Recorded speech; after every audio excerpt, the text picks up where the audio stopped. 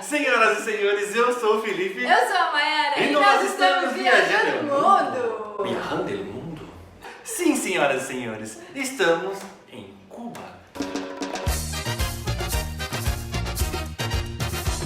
E hoje nós vamos contar sobre a história da Revolução Cubana. E para isso,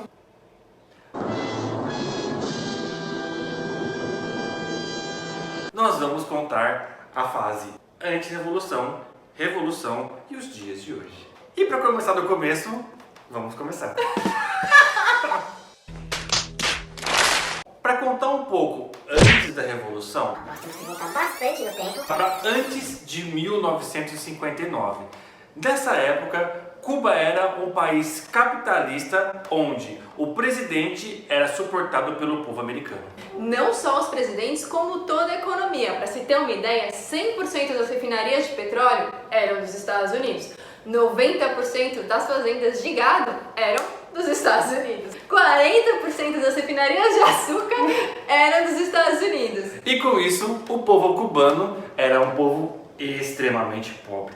O último presidente de Cuba foi Fulgêncio Batista, que em 52 deu um golpe militar e instalou uma ditadura militar que durou até a Revolução. Cuba, que viva Cuba! E chegamos na época da Revolução. Bom, para chegar nessa parte, entram dois personagens extremamente importantes. Fidel Castro, cubano, e Ernesto Che Guevara, argentino de Rosário, depois pós-revolução naturalizado cubano. Fidel Castro sempre foi um revolucionário, anticapitalista, anti-Estados Unidos. Em uma de suas ações de revolução, ele comete um assalto. Só que ele é preso e condenado a 20 anos. Por pressão popular, ele é solto antes e se muda para o México, onde ele conhece Che Guevara, que é um médico que tem toda uma história por trás, é para outro vídeo, outra história, e eles montam juntos o Exército Rebelde. Em janeiro de 59, eles voltam aqui para Cuba para tomar o poder. Só que, como eles ainda eram um exército pequeno, eles anunciavam no rádio as ideias que eles tinham para o povo. E o povo foi apoiando eles até que eles conseguem tomar o poder do governo. Com isso, é declarado o Dia da Revolução. Para sempre. E as primeiras ações que eles tomam é melhorar a educação, ou seja, dar acesso à educação a toda a população, dar acesso à saúde a toda a população e a reforma agrária, que é a distribuição de terras. Se instaura, então, a época áurea aqui de Cuba, né? Onde todo mundo pôde ter a experiência de ter um mínimo, né? Saúde, educação, segurança, uma habitação. Isso porque nessa época acontecia a Guerra Fria e a União Soviética passou a suportar Cuba, que era um modelo de socialismo tão defendido por eles. Para os moradores aqui, quem tinha uma condição melhor não ficou muito satisfeito com a reforma agrária, porque tinha um pouco e tirou um pouquinho dele. Mais ou menos. E para os que não tinha nada, era um momento muito áureo, realmente, como a Má comentou, era muito bom. De quem não tinha nada passou a ter alguma coisa. Além disso, todas as empresas foram nacionalizadas, ou seja, o que era dos Estados Unidos não era mais, passou a ser do Estado.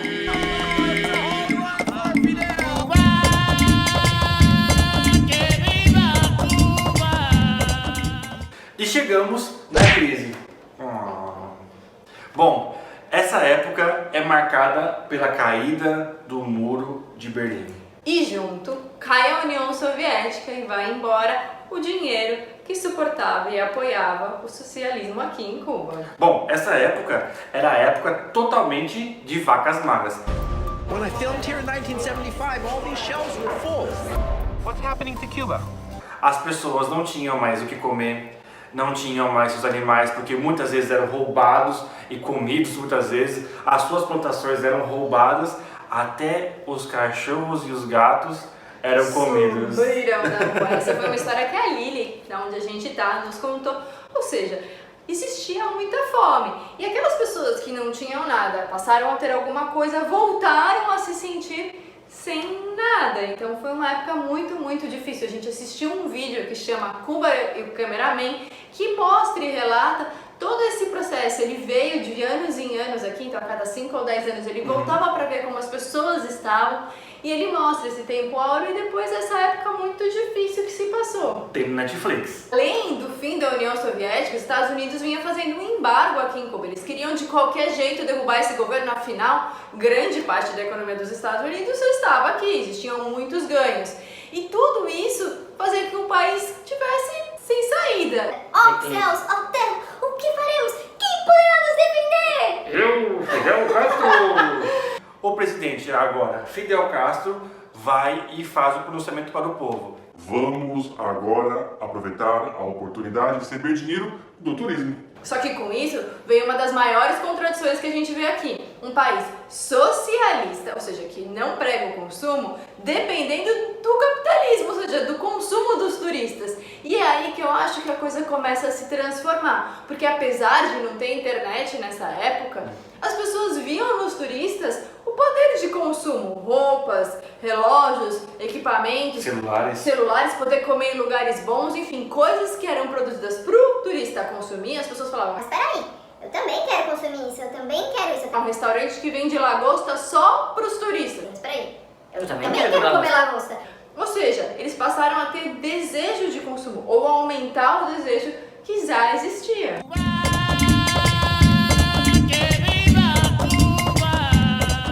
E chegamos em Cuba nos dias de hoje.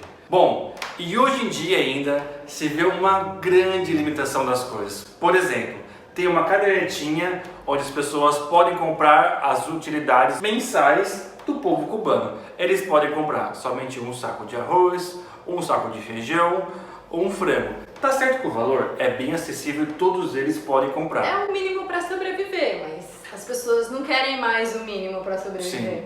E também tem, por exemplo, quero comprar um ar-condicionado, esperar ter importação, ser legalizado e também conseguir entrar no país. E conseguir pagar, porque essas coisas são em CUC. A gente já contou um pouco sobre CUC e CUP nesse vídeo aqui, dá uma olhada. O que acontece é que, assim, uma sacada que a gente teve aqui, né? A gente já contou um pouquinho sobre socialismo, comunismo, nos vídeos da Rússia e da Coreia do Sul. Se você não viu, depois dá uma checadinha aqui. E eles tentaram uma coisa muito inteligente, dar educação para todo mundo, para ter todos os profissionais. Porém, todos ganham a mesma coisa. Só que nem todo trabalho dá o mesmo trabalho. Ah, agora eu entendi! Vamos fazer uma comparação. Veio um médico, tem que estudar 5 anos, conseguir autorização, consegue trabalhar. Muito bem, ele vai ganhar no máximo 50 CUC por mês. Ou seja, falar uns $50 por mês. A mesma coisa ganha um atendente de caixa. Ele vai ganhar 25, metade. Sim. Nada desmerecendo o atendente de caixa. Só que são profissões que exigem estudo, dedicação e responsabilidades diferentes.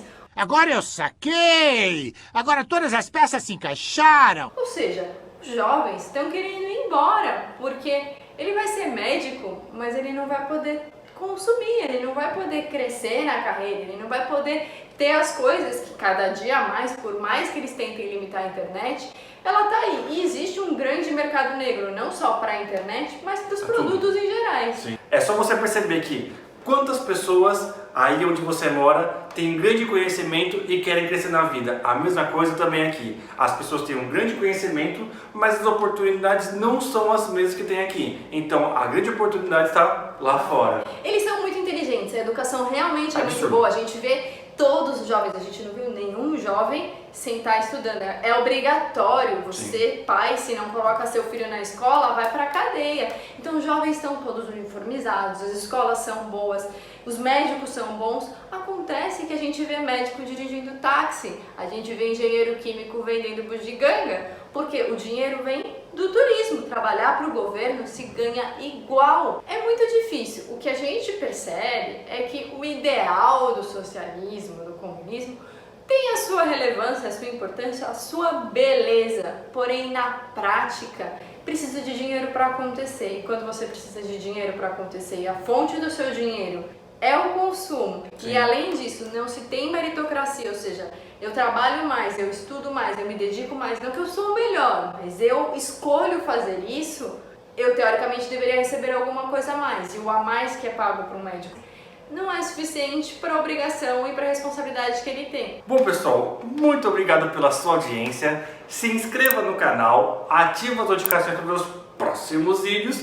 curta nossas redes sociais, Facebook e Instagram. Deixa o joinha, compartilha com aquele seu amigo que gostaria de vir para Cuba ou saber como é. E pra gente saber que você chegou até o final do vídeo, deixa aí seu comentário, sua opinião, seu ponto de vista, o que você acha disso tudo, se funciona, se não funciona, enfim, deixa suas ideias. Quero saber. Tchau! E chegamos na parte de Cuba nos dias de hoje. Bom, a fome e a pobreza estavam avassalando. Desculpa. E chegamos em Cuba nos dias de hoje. Bom, a fome e a pobreza estavam avassalando. Muda a palavra, por favor. E chegamos em Cuba nos dias de hoje. Bom, a fome e a pobreza estavam destruindo o país. E, além disso... Amor, você é fome. Bom, e chegamos... Bom, e chegamos em... e chegamos...